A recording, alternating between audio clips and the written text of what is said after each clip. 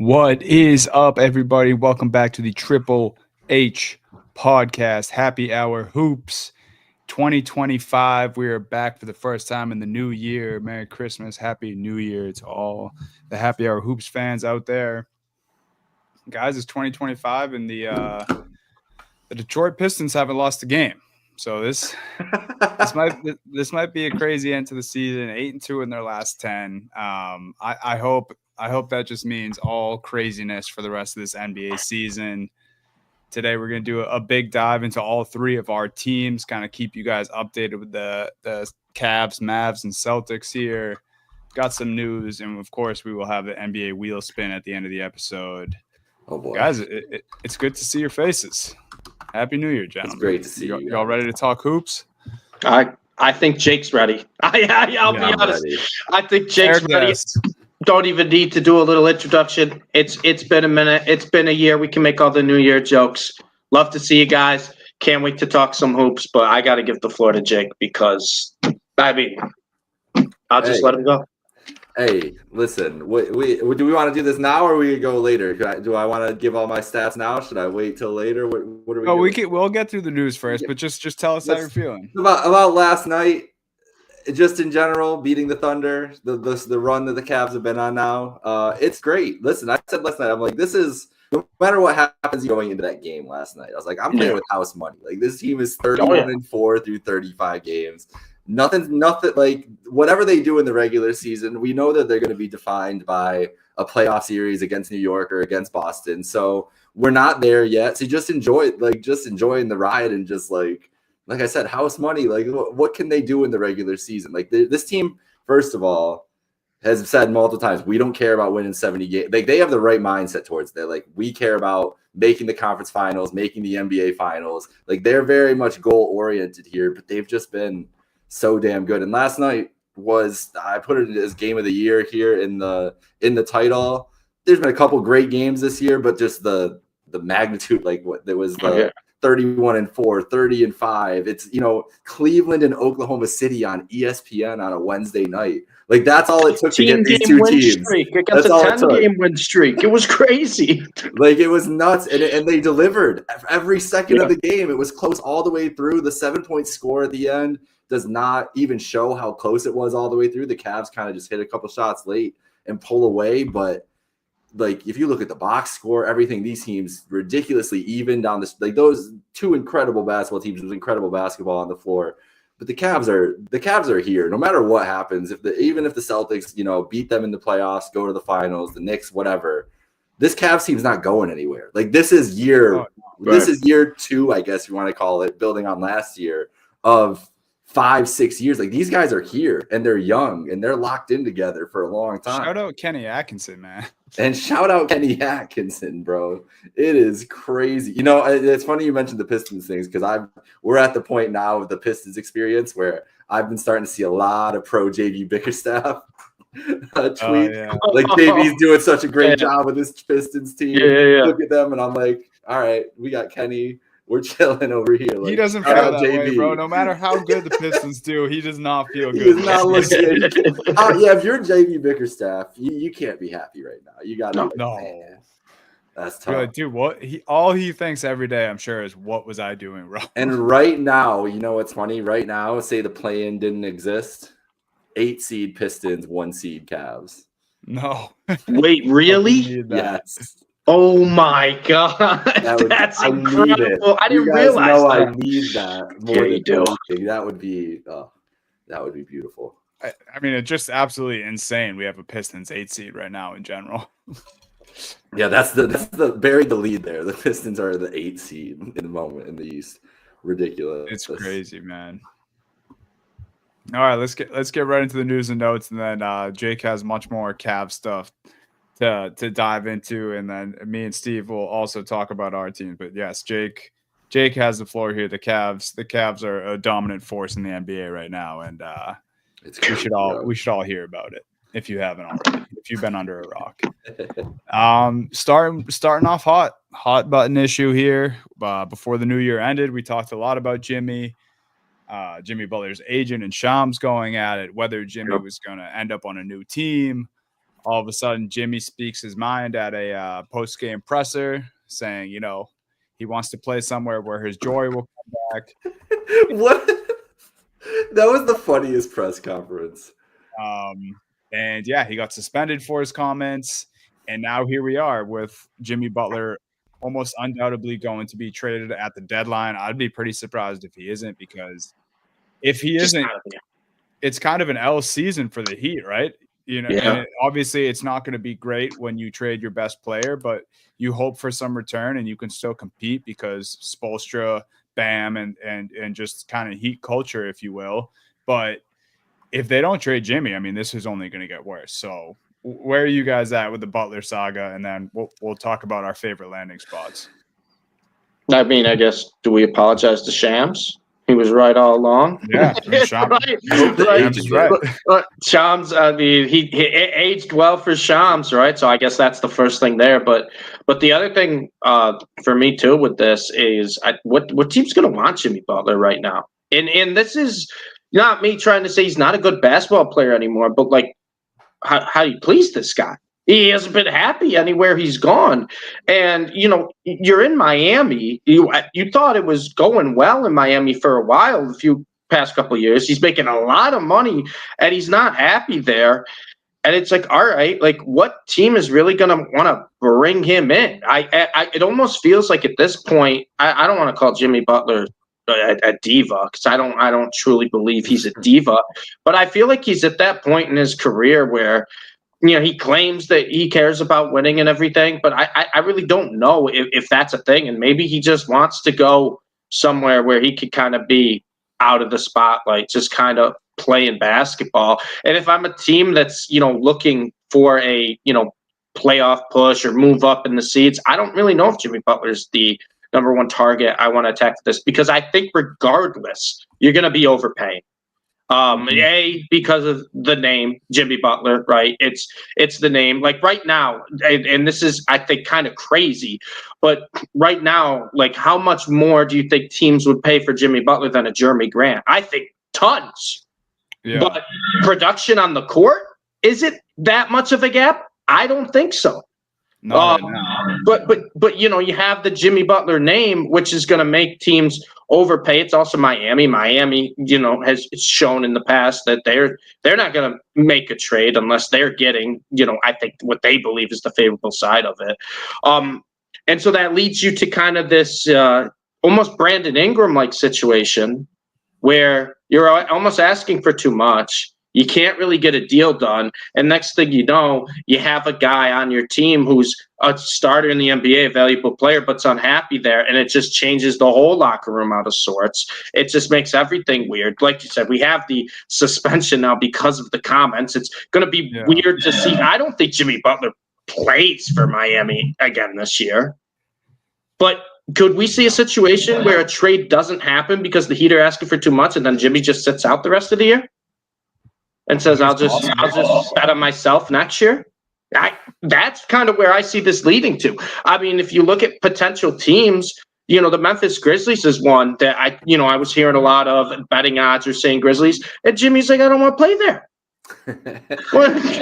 well, Jimmy, you can't really pick and choose at this point, my guy. Yeah. There's one team that's a perfect fit. There's a perfect Nuggets. Fit. It's the Nuggets, yes. The Nuggets are a perfect fit, and you got to trade Porter Jr. Are the Nuggets the type? I don't think the Nuggets are the type of team to make a move like that. I don't. I do not think the Nuggets. They need to do some soul searching because, as currently constructed, they're not winning the West this year. And Jokic is better than he's ever been. Yeah, Jokic's having the best statistical season I think we've really ever seen in the modern era, pretty much at this point. And Kareem and Shaq mixed, but he looks like he doesn't play basketball. Yeah, it's insane. Like he put up, I can't remember the exact stat line, but I think it was like 46, 16, and 8. And I go, Jokic played tonight. Jokic played tonight. Like just didn't even what are we doing? Didn't even phase it. It doesn't even phase us anymore with his box scores. Guys, they're so video game broken. quick aside, I watched both the games, the Spurs Nuggets games, because I couldn't. I watch a lot of Spurs games, and then when the Spurs Nuggets, I'm locked in. I don't know, like if they both these guys had a semblance of a complete basketball team around them, there would be nobody that could touch these teams in the league. That's why Denver has to do something, because if Denver had a team, who? No. I'm not saying team-wise. I'm saying player-wise. I know you were probably celebrating last night, Jake. I think Giannis is Wemby's kryptonite. That's true. That's true. That's like the one game this year. I've watched a lot of Wemby this year. That's the one game where like Giannis just kind of bullied him on both sides. Giannis can be. It's these three right now. Like there's such and they're all unique forces in their own way. Right. But yeah, I agree. Giannis has been taken. He likes to take it to Wemby too. Like he loves it, man. Yeah, when they beat the Spurs the other night, Jokic 46 points on 19 to 35 shooting, and then the first game only 41 points. When you had 35 against him in the Spurs win. So just a casual 41 and 46 against Wembanyama. So Wemby's having a little trouble with those guys, but hey. It is what it is. But that Jimmy Butler, going back to the original part of this conversation, Denver is my number one landing spot. I don't know if they'll do it. I don't think they will. Yeah, they've been hesitant because he wants an extension. The extending makes all of this tricky because who's paying Jimmy Butler for 4 years? Right. Who's doing that? That's why I'm like, is it crazy that he's just gonna hold out the rest of this year and then bet himself next year? But who's a bad team that would try to sign Jimmy Butler to an extension? The Wizards. The Nets. The Wizards don't know what they're doing. Did you see? I mean, this is so off topic, but did you see the Wizards with a favorite to land Yusuf Nurkic? What's he gonna do for them? What do they need Yusuf Nurkic for? Dunny, you're muted. Why? What, right? A, he's never going to be part of the future. What's he going to do now? You're not trying to win games. I looked at they were like, and it was like 2-1. Like it was like they were the clear favorite to land Yusuf Nurkic, and I was like, what are we doing? Didn't they sign Valanciunas to the offseason? Yeah, they did. Yeah, they did. That's why I thought it was hilarious. So that's why I was like, it would never happen. But I'm like, it'd just be so funny if the Heat are like, you know what, Jimmy, we're just going to trade you to the Wizards. That would be hilarious. I don't know where he's going to end up. Obviously, the Rockets were like kind of the hot name at first, but then there's all that pushback. Like, why would the Rockets do that? They're the 2 seed. Do you mess up the chemistry? Mm-hmm. And then like, what are you giving up? Because even if they are planning on getting rid of some of these players at some point, which I'm sure they will, because you can't pay everyone, and everyone in the NBA learns that. I don't know why you would do it right now for Jimmy Butler. Jimmy Butler. Like, you have all these assets. Don't, like, the first time you get an opportunity to sign someone, don't do it on an expiring superstar who also wants an extension, because that just never works. These contracts, these guys who are this age, especially when they're disgruntled, and then you have to pay them on the back end of it, it just almost never works. So I don't really see it for the Rockets. I mean, I wouldn't be surprised if they did it. I don't think it's the best move. The Grizzlies, you mentioned, like, apparently he doesn't want to go there. So I don't know. An Eastern Conference team, I couldn't even take a guess at this moment. The Sixers thing was interesting. It came out that the Philly was actually trying to get Jimmy before they went after Paul George to bring him back, which, like, that's a huge what if. Like, I would have actually wanted to see what that looked like with Jimmy back in Philly instead of PG, especially the year PG's having. Right.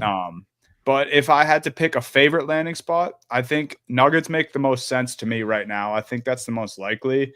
But if I had to pick a favorite, it's to the Spurs with Wemby and Chris Paul. I like that too. Yeah, the timeline doesn't line up though. That's the issue, right? That's I think the biggest issue with the Spurs right now is you have Wemby, generational talent, and he's must-watch TV every game he plays. The timeline doesn't line up with the guys they're putting around him right now. What if the Spurs also add De'Aaron Fox? I would love that. Originally I wanted them to add Trae Young, but I think the Hawks are just going to do their own thing now. I think the Hawks need to just keep Trae Young, bro. Like, That's what I'm saying. That's what I'm saying. The way Trae Young's been playing, the way the Hawks, but you guys know Trae Young's averaging 23 and 12. Yeah. He's had multiple games with 20 plus assists this year, and no one cares because it's Trae Young. Well, he's also. I don't think he's been their best player. No, Jalen Johnson. Yeah, Jalen Johnson's awesome. Jalen Johnson should win most improved player of the year. It's crazy that there's he's still he's at 19.8. So basically, Jalen Johnson 20, 10, and 5 this year. Yeah, he's insane. Ty Jerome might have something to say about that. Hey, Ty Jerome. Nobody has anything to say on most improved right now. Nobody has anything to say on most improved. We're not taking any words from anyone else, actually. Yeah, so I don't know. Who knows with Jimmy? I mean, we can't spend too much time on him here, but do you guys have any favorite or I know we just said I guess Jake's down with De'Aaron Fox. I think I do think I do think that the Spurs are going to make a big splash for be here, whether it be Fox, whether it be Butler or somebody. I think that they're going to make a push to make the playoffs this year because why not? What do you have to lose? Butler though. Yeah, I don't know, man. He's going to end up in like Brooklyn or something like that. It's not going to be somewhere that's a contender. I don't think the contender is going to want to deal with. I don't think they're going to want to sign him for 4 years. Right. Yeah. So I think he's going to go where he'll get 3 years from Brooklyn, and maybe Ben Simmons goes back to Miami, and they see what they can do with him. I think you're right. Like if you're a team thinking you have a legit chance. Like, why are you doing this? It just chemistry wise, like why would you make this move the way Jimmy Butler is portraying himself right now? So the only thing I will say, if the Grizzlies trade for Butler and Smart ends up in Miami, I don't know what I'll do with myself. That is my nightmare. Rozier, I don't think the Grizzlies will though. I wouldn't mess with. If I were the Grizzlies, I would just stay the course because they're basically back on schedule from where they were after all the stuff. So just see how it goes, man. Yes, so we'll see with Jimmy, and shit's strange. It will be crazy if he just never plays a game for the Heat again, which is likely, like Steve said. Yeah, I think that. Yeah, I agree. I don't think he's playing. So, Pat Riley, looks like you're maybe gonna hold Jimmy out if you guys don't trade him. Next on the news and notes, Kawhi Leonard leaves Clippers because of his family being close to the wildfires. This is something I meant to start the show off with. Obviously, all thoughts and prayers go out to those affected by the wildfires here. This is just craziness. I mean, the video footage and stuff like that is like hard to fathom that it's even real because of how ridiculous it is. I know Lakers Hornets got postponed tonight. JJ Redick's house burnt down, which is just like absolutely insane. So it's hard to even gather words here, but obviously, our support, love, prayers go out to those affected by this, and obviously Kawhi and JJ Redick being most closely that's been reported. So, hopefully we can get this figured out soon and everyone is able to evacuate in a safe manner. But yeah, scary stuff in LA right now. On a positive, it's nice to see Kawhi playing basketball again. Yeah. Yeah, it's nice to see, and it's not. You know what, Kawhi, obviously he's not playing because of the wildfires, but it was just nice to see him back on the court. It really was. The Clippers are a 7 seed right now. Yeah, they are. Norman Powell too. I think not this week. Next week, I'm just gonna go down a laundry list for my big three of just guys that just don't get talked about enough that have just been incredible. Norman Powell's a bucket. Yeah. Absolute bucket. No one talks. He drops 25 every night. Not a peep. It's crazy. This is what we talked about last year. Like the NBA is too good. Not a peep. The NBA is too good, man. Like that scoring, like averaging 25 is like barely great anymore. Yeah, okay. Yeah, whatever. Which is nuts. But yeah, shout out Norman Powell, man. Next on notes here, Paolo Banchero to return either tonight or tomorrow to the Magic lineup. Magic fans, just a crazy start to the season. They're, doing so great. And then you lose both your star players to the same exact injury, and they're still sitting at the 4 seed. So you get Paolo back. Yeah. They're 5-5 in their last 10, but they started so well in the season that it didn't hurt them too bad. Just 3 games behind the Knicks here. So, I mean, Magic fans got to be ecstatic. I hope Paolo, returns to his normal self. I think the Magic would be smart enough with a guy like this where they keep him out long enough, and it's so early in the season. So I would be surprised if he's rushed back here. But yeah, I'm looking forward to see Paolo play some ball. And it helps that, Jalen Suggs kind of emerged too after the injuries to Paolo and Franz. And he was already kind of taking a step up at the start of this year and the end of last year, more defensively than offensively. But he kind of emerged as I can be that primary option. The Magic I've told you guys, they were one of my favorite teams coming into the season. Obviously, the injuries kind of hurt them. But the fact that they're 6 games above 500, they're getting back one of the best young players in the NBA. I don't know if Franz will play again this year for them. I'm not sure, but just to have Banchero and Suggs for a little bit of time, it's going to be a fun team to watch. They got a sneaky big three that they're kind of forming, homegrown big three in Orlando, which I love a nice homegrown big three. So the Magic kind of sneaky are building onto that. So I can't wait to see kind of what Banchero will look like now, especially that Suggs is kind of, I think at least has a lot more confidence offensively because he had no other choice. Yeah. Needed him to step up there. Obviously, injuries, bad news here. Jaden Ivey, broken fibula, just tough. We mentioned the Pistons. They're kind of rolling right now, but lose a very good young scoring option for this group. And then Steve, Luka, obviously out for extended period of time. Then not right after that, but shortly after that, Kyrie Irving expected to miss some time with injury as well. So just brutal for the Mavs who are rolling. And our 3 big things this week are going to be all about our own 3 teams. So if you would like to start, Steve, with this, just from the Luka Kyrie injury and just where the Mavs are at now. So Christmas Day was a tough one for your boy. It was, we had the NBA slate. You knew the hype was there. We had a great Christmas Eve with the family. We had a great Christmas morning. And I was like, all right, it's 2:30. Let's lock in. Let's watch the Mavs. I did okay betting-wise in the first game, watching Wemby go absolutely nuclear against the Knicks. I'm like, let's unload on Luka. It just felt like that day. He was just going to – he's dropped 50 last Christmas. It just felt like he was going to do it again. And he started off the game on fire. Hit his first couple shots, and he get 11 points in the first quarter. And then the second quarter happened when he went for his classic kind of slow little turnaround from just behind the free throw line, and no one touched him. And he just starts limping. And that was tough.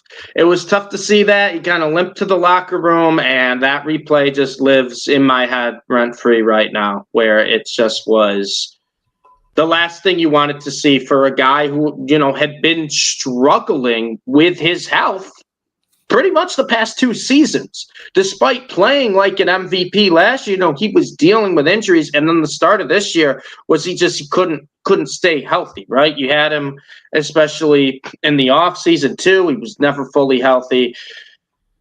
And then you got the calf strain. It's not good.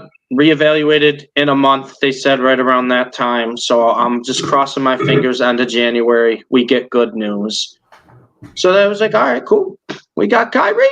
At least we'll watch Kyrie take over, and then he gets hurt. And it's been rough. It's been kind of depressing trying to watch some Mavs games. I will give a few positives, at least that I'm feeling right now. Number one, they're 21-16 right now, and they're the 5 seed in the West. We go in a time machine back in time last year, pretty much identical records. A little lower in the Western standings. I think they're around the 7 or 8 seed at this time last year, started January. But right around, I think they were 22-16, so I think they had an extra win. But same situation, right? It was same record, completely different feeling of the team. But it was kind of the same situation. Kyrie wasn't fully healthy right there. Luka was playing his peak basketball. I don't know if you guys remember the month of December, January of last year. He was doing kind of what Jokic is doing right now in terms of just the box scores he was putting up. So it was a different feeling because you felt like, oh yeah, Luka's playing like an MVP. Kyrie's kind of battling win series, but we don't really have the team around him. And obviously, we know what happened at the deadline. The PJ Washington, Daniel Gafford moves really made this team go from, they might be a play-in team to, they're the 3 seed in the West, and eventually went to the NBA Finals to get humbled by the Boston Celtics. This year feels different because I think they have the complete team. And I see Mavs fans all online panicking. I see them being like, oh, we got to trade Gafford. We got to trade Kleba. We let's see what we can get for Grimes. Let's see what we can get for Dinwiddie. And I don't think they need to do anything right now. I'm terrified of the Luka injury because they said reevaluate in a month and we haven't heard anything. We did see him kind of walking up and down the court last game, dribbling the ball a little bit, looked fine. But we haven't heard anything, right, medically wise. And this is a lingering injury that has carried over from the offseason, the end of last year. That's the big concern is Luka's health. I think Kyrie will be fine. Give him a couple weeks. He'll come back. Don't rush him back because, Kyrie's not a beacon of health. But if we look at the team that the Mavs have right now, I can argue they have better depth than they did last year. Mm-hmm. And this is post-deadline Mavs. And I'm going to read off just a couple of guys right now. The first things first is Quentin Grimes and Najee Marshall, who were both new additions, are both averaging double-digit points per game. Grimes, when the guys have been out, is averaging like 25 and 5 coming off the bench. Spencer Dinwiddie has kind of found new life. He's averaging almost double-digit points a game, but he's kind of stepped up when Luka or Kyrie or both of them are out.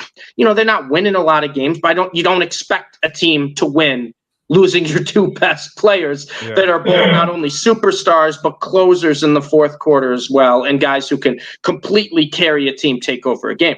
But regardless, like the pieces are kind of falling into place. Klay Thompson hasn't been great lately, but I also told you guys too that Klay Thompson's going to be as good as with Kyrie and Luka when they're around him. Like he's not the type of guy who could just do his own thing at this point. Yeah, he can't really create his career. Right. PJ Washington has been great when healthy. Daniel Gafford, Derek Lively. It's a nice big man combination. Like this roster itself, you look at the roster itself, it's not bad. Yeah, they're losing games, but they're still the 5 seed.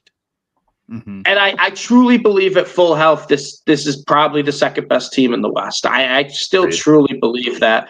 But the biggest, I think, concern for me is the Luka injury. And is this going to be a lingering injury? Is this going to be something where he's just not going to be his, fully healthy, 100% self at any point this year? Because if that's the case, then, this season's kind of done. But the Mavs fans that are just like, we got to trade. We got to, give up is just calm down. It'd be one thing if you got off to the start that Philly did. But 21-16, 5 seed in the West, we need to pump the brakes. And oh, by the way, before the, injuries to Luka and Kyrie, this was the 3rd hottest team in the NBA. Yeah. I mean, this team was finally starting to find their rhythm, find their role. Yep. So it's been tough. I'm not going to lie to you guys. The Mavs games have been relegated from the big TV to the secondary TV during this stretch. They're on. We're watching them in the background, but it's been tough watching some of these games. But I really do think they just can't panic right now. I like the buildup of the roster. I think if you look at the acquisitions, I think Quentin Grimes has been a huge win for them this year. I think Najee Marshall has been a nice win for them. Klay Thompson's I don't think he's been a win or a loss, but he's kind of been what I kind of expected them to get. Lively stepped up a little bit this year. PJ Washington looks great in his first full season as a Mav. And Dinwiddie has been the biggest surprise to me. I thought Dinwiddie was going to be a street clothes guy. I really did. But he's actually, filled in when needed. And he's had some big nights. So I'm not panicking. I don't know how you guys feel. Maybe I'm being a little biased here. My biggest panic is the Luka injury. It's been lingering. I know a lot of people are going to make the lazy excuse, oh, he's got to get in shape. I don't think a non-contact calf injury means directly related to you got to get in shape. But regardless, the lingering injuries do concern me quite a bit. But if he can come back, I'm not overly concerned because I think they're still a playoff team. I think they got off to a good enough start where they can at least tread water. And then, it sucks that they're both hurt at the same time, Luka and Kyrie. But if Kyrie can at least come back, even before Luka for a little bit, they can still manage some wins with just Kyrie. Yeah. However, I think you're battling for second place in the West. Right. Yeah, it's obviously a super tough situation for the Mavs. Like, I think, obviously, you just went through the guys who are stepping up for you, but those guys aren't winning games on their own on a nightly basis. So it's tough, but I think the silver lining here is because I do think both of these guys will be back, and I do think it's probably sooner than people realize. Definitely Kyrie. And then Luka is just kind of, you don't want to rush a guy like that back with that type of injury. No. But he should be back, later on in this regular season. And I think the silver lining here is that even if you guys do drop a few and like you're towards the end of the year and you're the 6, 7 seed, like look at the teams above you right now. Obviously Nuggets. But I think when the Mavs are healthy, I do think they're just a better team than the Nuggets. But then the Rockets and Grizzlies. So if you end up getting either of those teams in the first round, I feel like as a Mavs fan, I feel like you feel great in that situation. Just because the inexperience and how the Mavs were able to roll through the playoffs last year. So it's basically just, no one wants to hear this and no one wants this to be their team's game plan. But tread water, get healthy, and then, just like we did last year in the playoffs. And like you said, better team. Right. And I think the biggest concern, Duddy, is like how long are they going to have to tread water for? Because I don't think this team without Luka and Kyrie is going to be able to stay in the 5-6 seed range. I think especially the way the West is. How long it is. Right. So that's kind of the big concern, right? Is they can tread water for a little bit. And I think with fully healthy, they could be one of the best teams in the West, but don't put yourself in the hole. They're not in the hole right now.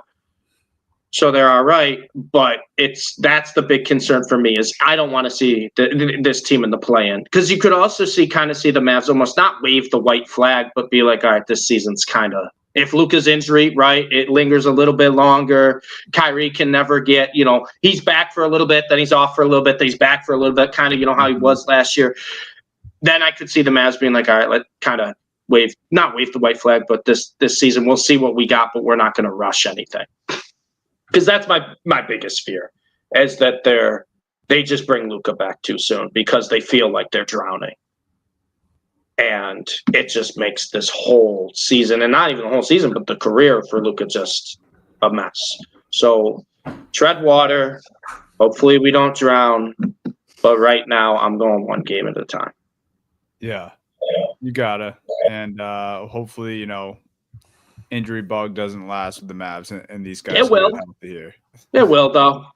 I mean, you could say hopefully. It'd be nice to me, but it will.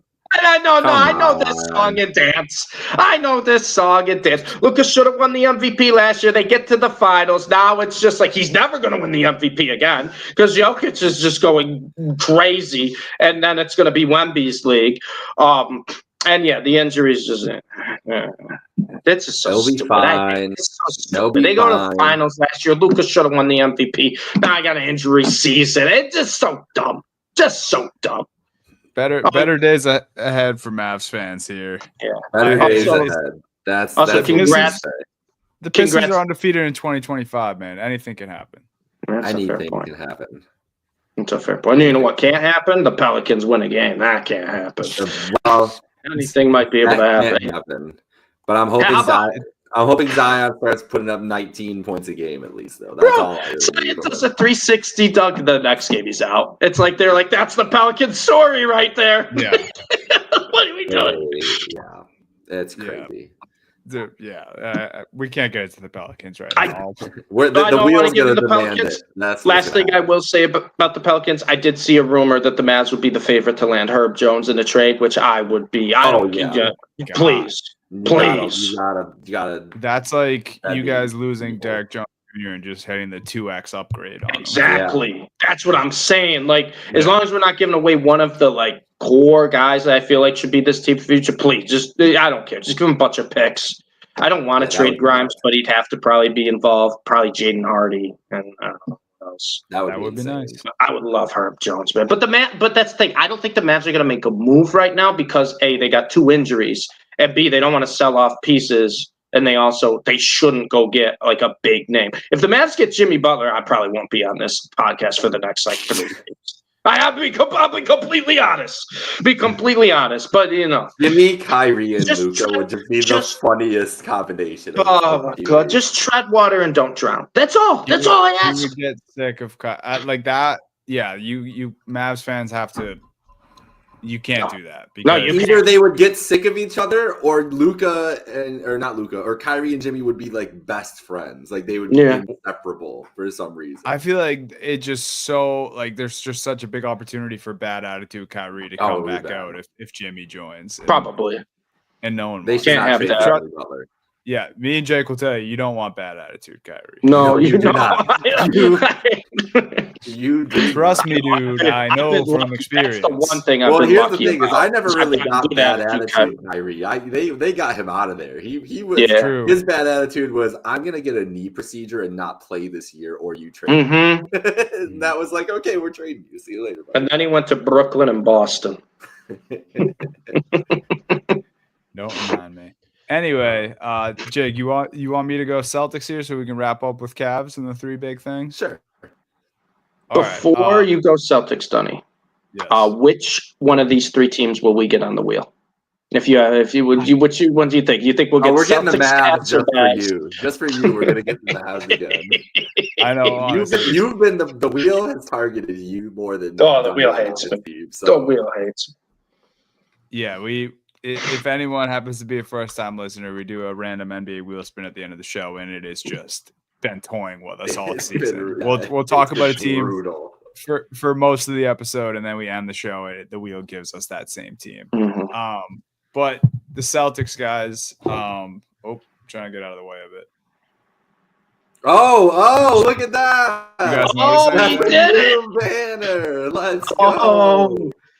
So, people who are just listening, I have a banner behind me with all the years the Celtics won the championship. My last one obviously only had the 08 one.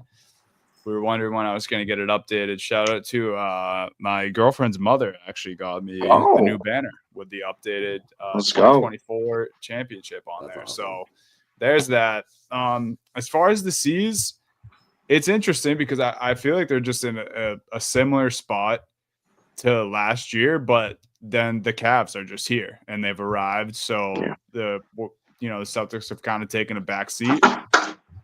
And my first note here is just I have the Celtics are just fine. Like they're fine right now. I don't like they're not blowing me out of the water. I think most casual fans are probably a little disappointed and like maybe not. This isn't what they expected. I think, they expected these are the champions. We're going to come in. We're going to do the exact same thing. People who are around the sport talk about it all the time. It's super hard to repeat in this league. It's super hard to, keep that expectation or keep meeting fans' expectations. I mean, I'm talking about them like they aren't the 2 seed in 27 and 10, but I do think that's where expectations are around the league and kind of what the consensus is here. They scored 65 against the Thunder and lost. I believe that's the first time that's ever happened in NBA history where a team scored 65 in the first half and lost the game. So pretty crazy there. I wanted that one bad, but it was a good game. Porzingis talked about, how they just need to be better. They kind of got punked in the second half. They come out, beat the Nuggets on that same road trip, playing in Denver a few days later. I know beating Denver without Jokic and Aaron Gordon isn't something to brag about, but it was just that whole road trip in general. Houston, OKC, Denver, not easy places to play, not easy teams to beat, and they were able to do so. And then, I kind of think we're just at a point where we need to stay healthy. The Porzingis injuries here and there aren't great. I don't think it's easy for them to mesh, but these are the Celtics, man. I feel confident in this group, and I hate to say this, but it has to happen. A player I really used to like, I enjoyed watching in my youth. I enjoyed using him in 2K all the time. I'm out on Brandon Jennings, man. Fuck Brandon Jennings. No. What happened? No. Wait, what happened? He called Tatum the softest superstar in Celtics history. Oh, I did see the Celtics post. I saw your I didn't see that story of the Celtics post, and I was wondering what that was all about. Now it's all clicking here. And Tatum like did our generation found a way to mimic people in text form, and so you do like the capital letter, lowercase letter, capital letter, lowercase letter, and Tatum did that with Tatum's the softest superstar in Celtics history on his most recent Instagram post with just like highlights of him dominating the league. So he responded, my advice to Brandon Jennings is maybe next time you bring that up, you add the part that he's an NBA champion. That's something that Jennings was never able to achieve. Also, I saw stats that Tatum in his rookie playoff run has more points, rebounds, blocks, and threes, I believe, than Brandon Jennings' entire playoff career. And Tatum did that in his rookie season. So, there's levels to this. It's fine to be jealous, but that was pretty crazy. And yeah, I think I'm at a point with the series where I feel confident, and I just want and need so bad another Cavs C's matchup in the playoffs. Hopefully it's a ECF this time. Hopefully. Yeah. I mean, Dunny, to be honest with you, and like I'm gonna shout out my coworker Josh, a huge Celtics fan as well, and I've told him, I just feel like the Celtics right now are just kind of cruising along. They're cruising along, and they I don't think they care what the Cavs do. Whether the Cavs get 60 wins, Cavs could have 60,000 wins, and I don't think the Celtics would care, because the Celtics care about one thing, and I truly believe it's the Eastern Conference Finals against the Cavs. And I don't want to act like they're looking ahead, right? I don't want to act like they're looking ahead, but all these other teams right now are battling for spots, battling for positioning. Celtics has done this song and dance a few times, right? They're right now. If you're the Celtics, you were kind of privileged where you can kind of cruise to just the Eastern Conference Finals. And I know you talk about Porzingis, same injuries here and there. Celtics don't care if he's healthy in the regular season. They just don't. And they proved that last year in the postseason, because I didn't know what Porzingis we were gonna kind of see right at the start of the playoffs, and all of a sudden, next thing you know, he comes in and it looks like he played 70 games in the regular season. There was almost no rust in those first couple of games. Of course, you had to do it against my team. Thanks for that, Dunny. Appreciate that one. But regardless, I really do think the Celtics are just like, all right, we just got to beat Cleveland. We just got to beat Cleveland 4 times in May. That's it. That's all they care about right now. I don't really think there's any other team in the East that's a threat to the Celtics or the Cavs at this point. I talked about the Magic. I still think the Magic are a year or two away, and obviously the injuries have kind of derailed their season. But if you're the Boston Celtics, you're the defending NBA champions, right? You've been to the finals multiple times the past couple of years. Like you're a team built for the playoffs. There's no like, oh, we don't want to get cocky or arrogant, look ahead, we're going to choke. No, they know what they're doing. They know what they're doing. They don't need to win 65 games this year. Could they? Absolutely.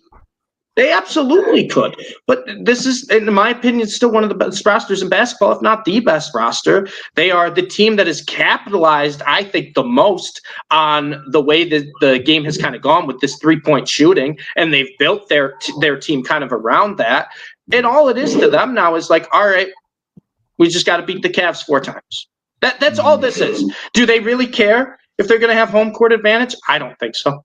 I don't think so. I don't think they care too much about the 1 seed. And I don't think the Cavs are like you said, Jake, I don't think they're like, we have to win 70 games. And I think they have the right mindset too.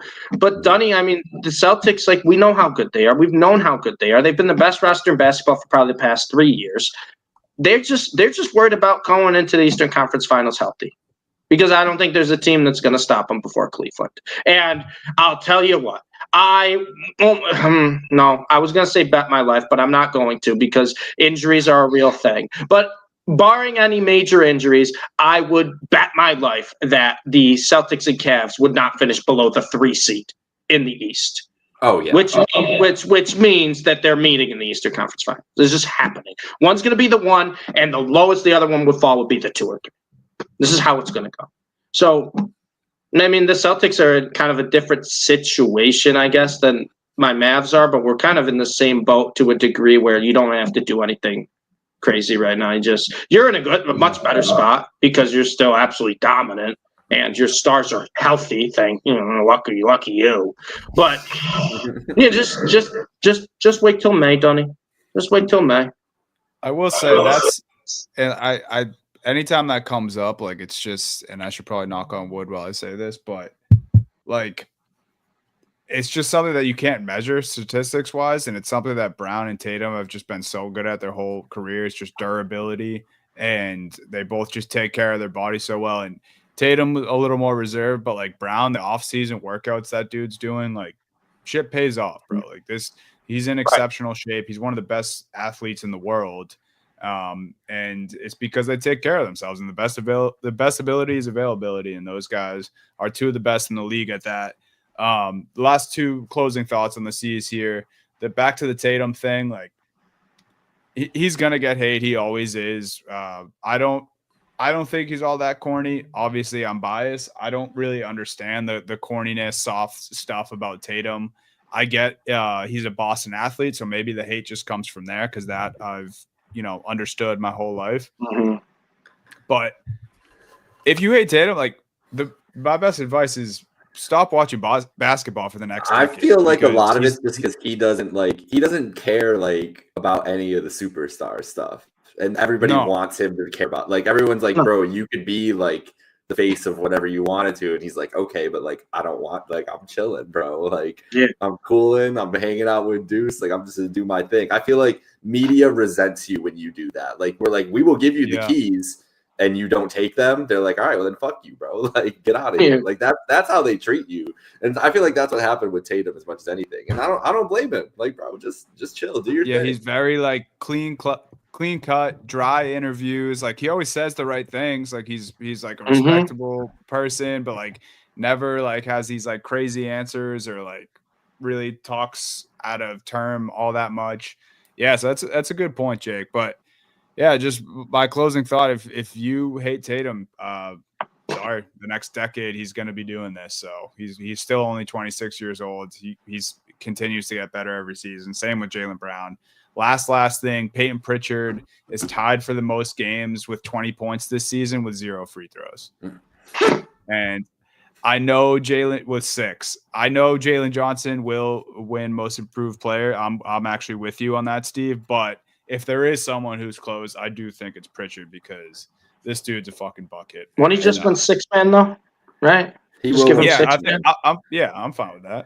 And I will thank both of you guys for not picking him up early in our fantasy league because I've had him on our roster very early on as a waiver stream, and then I was like, oh, I can't let go of Peyton Pritchard ever. I might have to keep him. No, you can't. And I almost did it, and I was like, I already have Drew and Derek White. I'm like, do I need another one? Apparently, I did. Yeah, I did need that. He's incredible. He's incredible, man. He's fun. He's a fun player too. Yeah, that's the guy who puts in the work, man, and it shows. 4-year player in college, came in, didn't get the opportunity right away, and then here we are. So shout out Peyton Pritchard, and shout out the Celtics. Jake, your Cavs. Hold on, I got to give your Celtics some flowers first. I'm not going to go by without that. Tatum is 4th in the league scoring, 28 points a game, 9 rebounds, 5.5 assists. Like, I don't understand how you got anybody can be just like disrespecting this guy as a player anymore. It's crazy to me. Yeah. Title, like he's answered all the questions you guys want. So it is crazy to hate. 6 players averaging double digits. The Cavs are also doing that, but the scoring is higher for the Celtics guys. Drew at 12. We talked about Pritchard at 14.8, which is crazy. I really think I agree with you guys that even in the close games, that even when they get into a close game, like I watched a good chunk of that game against Orlando. A couple, was it last week or this might have been a while ago before Christmas even. I don't know, the holidays. melted my brain. I don't know what dates are, but it felt like towards the end, it was like Orlando wanted this game more, and the Celtics were like, "All right, guys, like here you go. Like if you guys want to play this hard at the end, like y'all can have it." And I feel like that's been a couple losses for the Celtics this year, where they're like, "If y'all want this bad."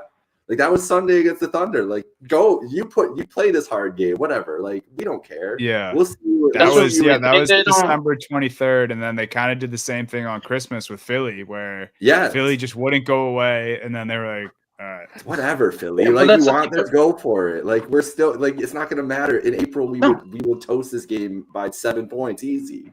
Like it'd be cake. So they're looking ahead, but you're allowed to if you're the Celtics. Like you're able to, right? Why not? Who cares? Like Who cares about a regular season game?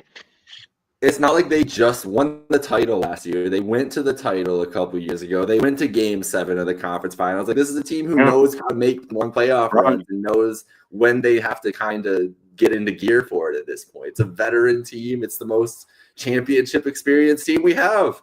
Like that's a fact. You got anybody, you can be a hater and say whatever you want about the Celtics. They are the most championship experienced team. They are the team who has been there and done it in the NBA right now, unless you want to say LeBron. Like LeBron is the only other person we can talk about in this scenario. And they're not making the finals. So it is what it is. Yeah. So yeah, the Celtics, I'm terrified of the Celtics once we get to April and May.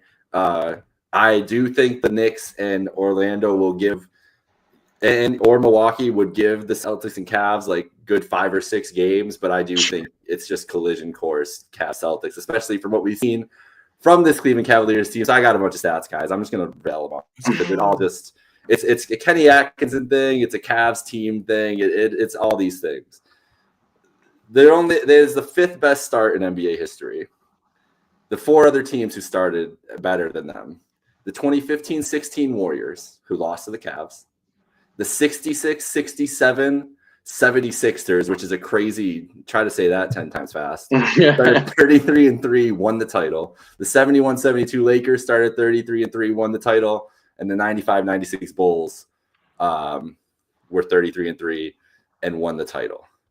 So there's that to go just off of like historic rating. Steve, you gave me this stat before that I didn't even know. Yeah. With the net ratings in NBA history. Right now, the only 2 teams better than the Cavs and the Thunder in net rating in NBA history are the Bulls from 95 and 96. So the Cavs and Thunder have 2 of the best net ratings in the history of NBA right now, alongside the Celtics of last year and the Warriors of 16-17, the first KD team. So that's the history we're talking about there, just for the big picture with the Cavs.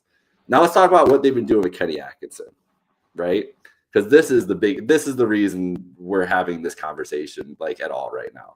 Allen and Mobley figuring out how to play together. Allen, best field goal percentage of his career this year. Mobley's averaging a career high in points, and he's shooting 40% from the 3. Garland shooting 49% from the field and 43% from the 3, both career highs. Their record with Dean Wade as a starter, 17-1. 26-1 record with Dean Wade in the lineup. So Dean Wade's out, bet against the Cavs. That's what we're saying. LeVert, less points than he's averaged in his career, but 45% from 3 and 49% from the field, career highs. And you saw Max Strus last night starting to heat up, turn into the guy we've seen him last year. Okoro's kept it going. They beat the Thunder last night, and Donovan Mitchell, I think he had 13 points. He was like 1 of 11 shooting to start going into the 4th quarter. And it didn't matter. That's where we're at with this team. And the biggest thing, last night, this is from the ESPN story. The player, Donovan Mitchell, it speaks to our growth. I told everybody after the game as a unit, we don't win this game last year. Kenny Atkinson, the player said, quote, "We don't win this game last year." So that's a JB Bickerstaff quote as well. Yeah. But that's the belief this team has. They think they can win these games now, and it's because of Kenny, and they know the difference. And Mitchell being the guy, being self-aware, knowing and seeing the growth in them is huge too.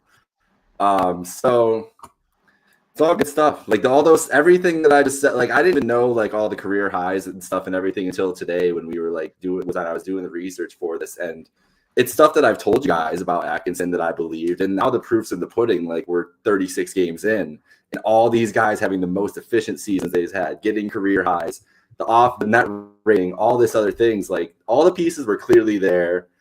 Bickerstaff, he's a great coach, great at setting a foundation, setting a culture, getting you to do that. But Atkinson took this team offensively. Like he just saw the moldable ball of clay they were and has pressed every button right so far. And it's just the players too. Like you said earlier, figuring out how to play Allen and Mobley together was what we've been asking about the Cavs for the last 4 years. And he figured that out.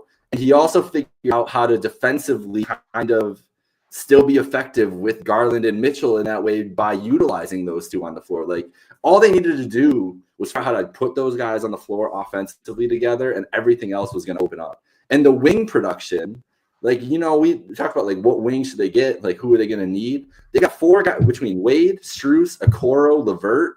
Any night they can just like whatever matchup they need, they can plug one of those guys in there, and they've been performing. Like it doesn't matter who's playing in the spot. Obviously, Dean Wade's their preferred guy because of the size and the defense, but any of those guys could step in and start for them.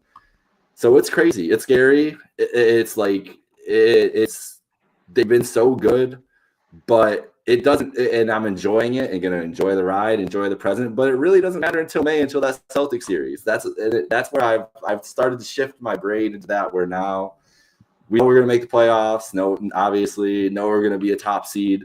Get through those first 2 rounds, and then that's where you learn. Like that. Then now it's like, okay, let's figure it out.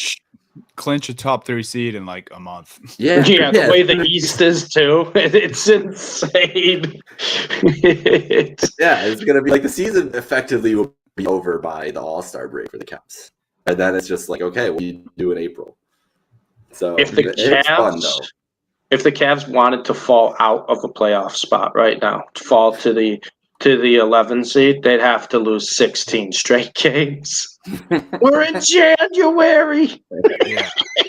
That's crazy. It's insane, man. The Cavs record resembles a kill-death ratio of the sweatiest gamer you've ever seen. Oh yeah. It's been incredible to watch, and like I said, Jake, obviously you got to credit coaching for it. We go even less than a year ago today. We were talking about, like, do the Cavs have to get rid of Jared Allen, like, to, unleash Evan Mobley, because they clearly can't play on the court at the same time. Yeah. You go to the playoffs, and that was kind of their, liability the past couple seasons. Like, they just can't, in the playoffs, play on the court at the same time. And now, it's the most dominant front court in the NBA. Mm-hmm. It's insane. And Allen won you guys that game last night. Yes. Yep. And they're both playing with so much confidence offensively, too, on top of how good their defense is. The Evan Mobley that we've seen this year, like, we've always known that he could be that, but it's crazy seeing it, like, happen on the floor, the handle that he can have and everything. It's just – it's scary. It's going to be fun, though. Like, this team has been fun. It's nice that Mitchell doesn't have to do everything for them, but still can. And that's proven by last night. Now, if Chet Holmgren's in that game, they don't win that game with the way Mitchell played. But I don't think Mitchell has those games once every 15, 20 games. Like, Mitchell's so consistent. He's only averaging 23 a game this year, but that's just because he doesn't need to. Well, he also doesn't play for the fourth quarter because they're up 30 every game right now. That was another. Brought up a good point last night about Mitchell, and she kind of compared it to Tatum last year. He's doing less this year to achieve more. Yeah, right. Sure. I mean, you just said it with those quotes. Like, everyone seems to be on the same page, and that starts with Spida there.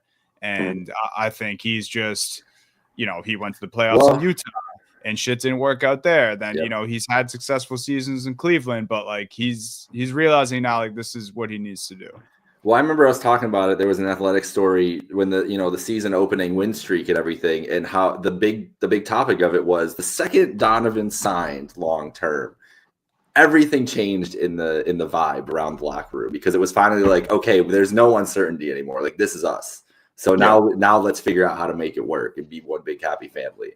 And I think he's shown great leadership. Like, he was never dishonest about the process, and clearly wanted to stay here and in Cleveland. And I think guys, for years I told you he was going to be gone. Like, I was as shocked as anybody that he stayed, but I think the league rules changing helped that a lot, because where else could he have gone to be as good of a contender? And clearly that paid off. Like Kenny Atkinson must have got a hold of him this summer, but like, guys, listen, I'm sure Kenny had an idea of how good this team be. I bet you he wouldn't have said they would be 32-4, but I bet you he looked at this team and was like, nah, like this team's underachieving way too much. And here's what A, B, and C we can do to get them better. And that's why he got this job. And he was right.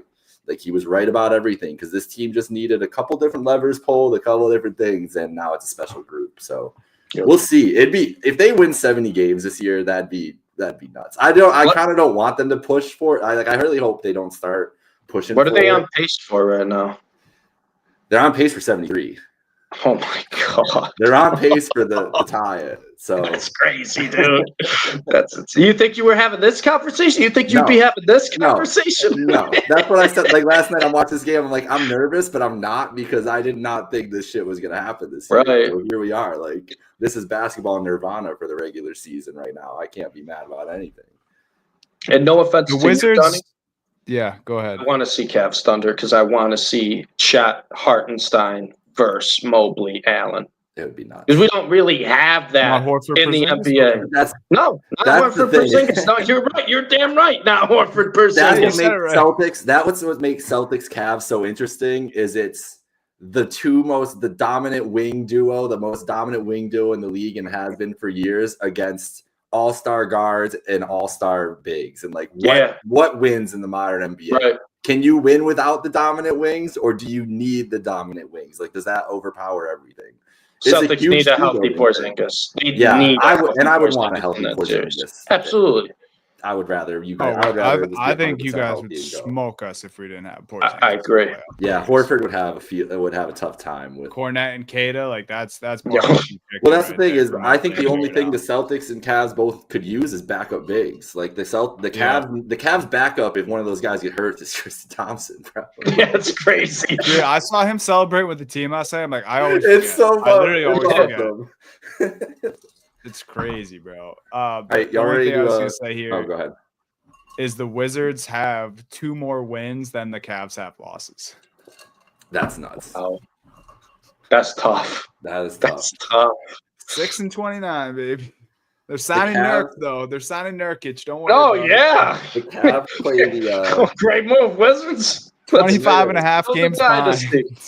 It might have tipped off tonight, but the Cavs are playing the Raptors. Do you guys know what the spread was going into the game? Mind you, remember the Cavs are on a back-to-back. Do they have anyone out, or are they fully healthy? I think the Cavs, pretty much everybody's going. I don't 17.5. I was going to say 18.5. Not that big, but I'm glad you guys – it was like 16 or 15.5. Okay, yeah. I mean, at this point – and I almost locked them. I almost locked it in. I was like, I'm thinking about it, but that was another stat I was going to give you. I obviously got ruined with the Thunder game last night, but before that game, they went 10 straight games, winning by double digits. Yeah. They hadn't played a game within single digits in a month. Yeah. Like, what are we doing? They put up 149 in Denver. That game was ridiculous. Like in Denver too. That's crazy. All right, should we spin the wheel? Yeah, but last thing I want to say here. Okay. I said it earlier in the year when the Celtics and Cavs played. I think one of the best traits that the Cavs have is that they're annoying. Like they every turn, like every advantage you think you might have, you don't, because the guards are athletic as hell. Mitchell can take over any game he wants. And then you have these freaks, Mobley and Allen, under the hoop. And then even the guys who don't look like they can play on the Cavs are fucking knocked down. Yep. And then you have Ty Jerome, who just does what he wants and makes big plays all over the place. So Ty Jerome's going to get paid so much money this year. So much. He's going to make like $17 million a year or something next year. It's going to be nuts. So yeah, shout out the Cavs, man. Like you said, like they don't even necessarily need like a dominant wing on this team just because they have everything else and they have the shooting. I'm not even saying this just to say that one of the Cavs loss came at the hands of the Celtics, but who are the other 3, Jake? I don't even know off the top of my head. Well, 2 of them are to the Hawks. I do remember that, and I think was it back to back against the Hawks? It was close. It was like they played like 2 games in the same week. It might have been back to back something, but 2 to the Hawks, and then they lost in Miami, which I 100% chalked up to the South Beach flu because everybody couldn't shoot the ball and couldn't do nothing. So I think the Cavs had a little fun of Miami lost. It was back to back to the Hawks. Yeah, that's crazy. Back to the Hawks. Yeah, there it is. Wow. All right, let's spin this thing. And right now the Hawks are in that play-in game. I know. If they listen, Cavs for the Hawks in the first round. Everything I said gone. There's no way. This wheel, man. This wheel's listening. I'm all right talking about the Hawks, though. I'm all right talking about the Hawks because the Hawks have just kind of been slept on all year long. And if we want to start with the Hawks, coming into the season, the talk was probably going to trade Trae Young, don't really know the direction of this team.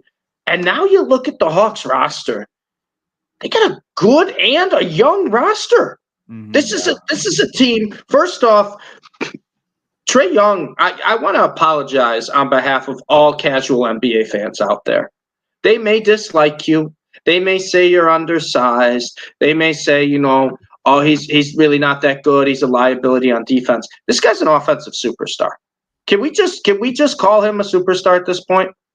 He checks every box for a superstar. Makes his teammates better. Yes. Can take over a game when needed. Yes. He can take over a game by scoring. Yes. He can take over a game by playmaking. He steps up in big games, big moments. Yes. And he's a playoff star. Like when the lights are the brightest, that's when he shines the brightest. And you have people just talking about Trae Young like he's, just a solid guard. I don't think this is a crazy take, but we were going through the guards with my buddies the other night, just kind of running through guards. Which guard would you have over which? And I said I'd take Trae Young over Ja Morant, and I wouldn't think twice.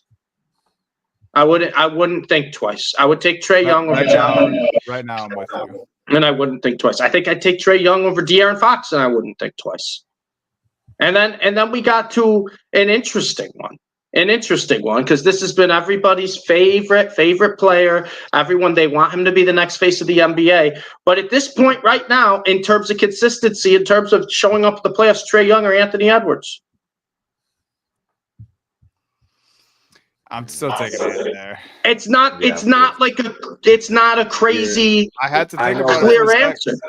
But the Wolves have just done Ant so dirty. Like I know that we were in agreement, but adding Randall and Gobert as your team. Yes.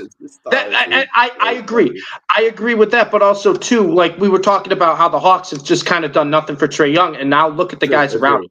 Jalen Johnson has been unbelievable this year. We talked about it briefly. He's averaging 20, 10, and 5, should win NBA's most improved player. And you also have probably another most improved player on the same roster in DeAndre Hunter, who's averaging 20 a game. You get Dyson Daniels from New Orleans, stole him from New Orleans. That guy's going to break the steals record, it feels like. The way he's been playing defense, absolutely shut down. Ray Shashir was a solid pick.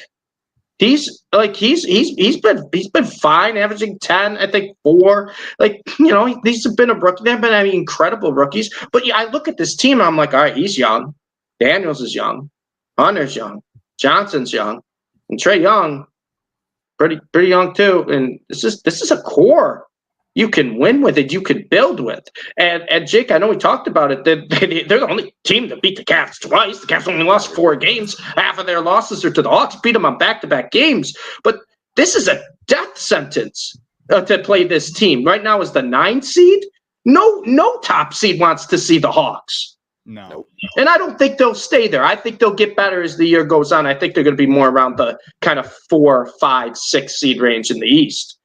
But this, for some reason, and I think it's because people just don't like Trae Young, everyone just sleeps on the Hawks. So you know what? Thank you, Wheel. I appreciate you, Wheel. Yeah. Because the Hawks need to be talked about more. And there's so many guys on their team having great years. I just tried to make it work real quick in the trade machine. I didn't spend too much time on it. Is this a potential landing spot for Jimmy Butler? I don't think so. Nah. I don't think so. I think they have a better Jimmy Butler and Jalen Johnson. Yeah, that's true. Because you'd have to give up something too good in this. They're in like a weird but like good spot where the guys you would want to give up would be like Bogey and Capella, but I think they'd have to give up Hunter. They wouldn't want. They wouldn't do that, and they're not doing that. Yeah. Yeah. No, I don't see it. Just roll with what you got and see what you can add in the off season. But are they posed for a move at all though? Because this is a team like you said, Steve. Like they're not gonna stay where they are. I think they're gonna keep climbing. Right. Like do they take a shot now? And you keep Dyson, you keep Shea, you keep Jalen Johnson, you keep Hunter. Do you try to move a Bogey or a Capella and get something back?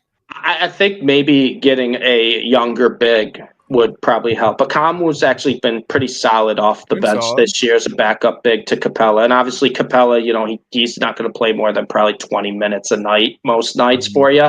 So, yeah, I think a Bogey and a Capella, it would be kind of a package somewhere. I just don't know how big of a draw that would really be. I think you'd have to include one of the guys they wouldn't want to trade, which would be like a Dyson Daniels or a DeAndre Hunter, which I don't think they want to deal, or picks, which whatever, you can just trade picks. I don't really care about that.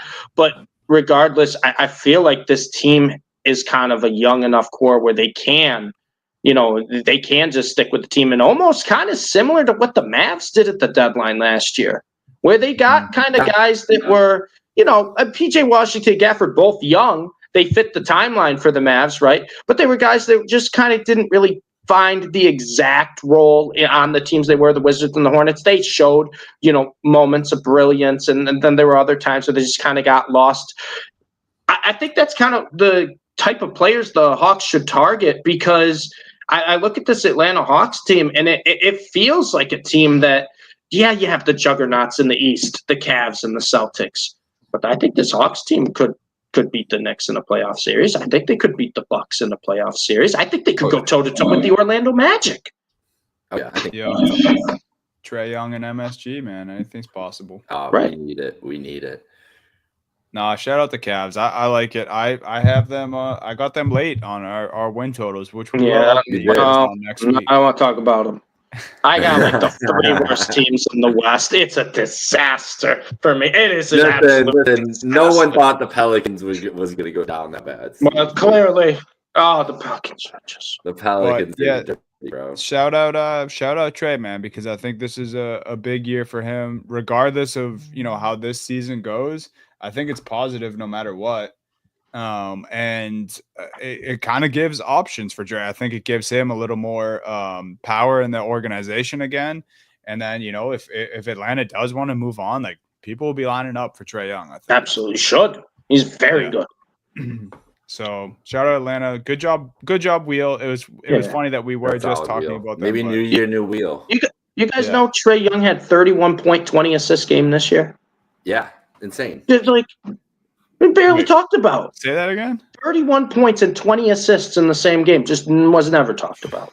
Yeah. Crazy. That's great. It's just crazy what he's been doing. It's like he's one of the best true point guards in the league. 100%. Absolutely. Yeah. We don't and that doesn't really exist anymore. No. And he just doesn't get talked about in the conversations with these other point guards. It's crazy to me. Just wait till he goes to the Garden again and breaks their hearts. Or they finally trade him to San Antonio, and then it's just him and Wemby for the rest of their careers. The Hawks would have to get so much. I don't think the Spurs have enough to give. I know to them that the Hawks would want. It's probably a pipe dream now. Last summer it would have been possible. Agreed. Because now the Hawks have that young talent around him, right? Johnson has looked fantastic. Hunter's looked fantastic. Dyson Daniels is a steal from the Pelicans. It's like, oh, okay. Reese Shea is going to be a Reese Shea, yeah. Reese Shea was first pick too. I mean, he looks pretty good. I used to not enjoy Hawks games, League Pass. I've watched Hawks games way more often this year. They are a fun team, and it's fun to see those young guys. Johnson in the fourth quarter too. Awesome. Is unbelievable. I have him and Trae on a fantasy team in another league I'm in. It's been a blast. It's been so much. Jalen Johnson was he's probably the steal of fantasy this year. Has to be. Yeah. I didn't think he was gonna I don't even know if I actually picked him. It might have been like the end of a draft. I'm not gonna take credit for it, but he's there now. If we get 2 keepers, he's staying. That dude's not going nowhere. So all right, guys. Well, Let's talk next week. That was a great little catch up after the holidays. Yeah, good show. Good first show of 2025 in the books. Happy Hour Hoops. Oh, 15 seconds. College basketball. Go watch the SEC. 16-team conference, 13 projected in the tournament. They're all just going to beat up on each other. They're all insane teams. They're all elite. Just go watch the SEC. If you see a night and there's not a great NBA slate, go watch the SEC. It's insanity. I was hoping I had a nice little bet on Tennessee the other night, and then they just decided to drop the biggest egg of the season. It was Florida's like, what a game for Florida. It was over. So it was bad. Don't be doubting those home teams in a spot like that. I know. A chance to knock off one of the top teams. I've been on a big trend lately gambling of when a team there's a fishy line of a team being a favorite. I've just been taking it and not thinking about it. And I was like, the number one team on the road -2.5. I'll take that, sure. And I was like, oh no, that was a bad choice. They got smoked. Wrong choice. But all right, guys, that was great, Steve. I'll have more college basketball talk. I've been big into a lot of Tennessee and Auburn games. Yep. They've been conference play Cooper starting Flag now. Dunk of the year the other day. That was awesome to see. Second best dunk of the year. Shout out JBC. I told him I'd say this. Kobe White over Wemby. I was yesterday. The Chicago Sun-Times threw shade at Kobe White after this dunk. They're like, if he can do that, why doesn't he do it more often? Yo, what are we talking about here? Just be happy if that was one of the craziest dunks I've ever. He's only had 2 dunks this season. They're like, bro, if he can dunk like that, why is he not dunking more? So funny. That was only his second dunk of the year. Yeah, that's crazy. I knew JBC would love that one. JBC, I got you. I got you, JBC. That was one of the sickest dunks. I love Kobe White too. Probably my favorite Chicago Bull. Wow, that was crazy. Nuts, man. It's gonna be fun. All right, guys. Thanks, folks. We'll see you next Thursday. Have a great night. Later, guys. Yeah, that's it.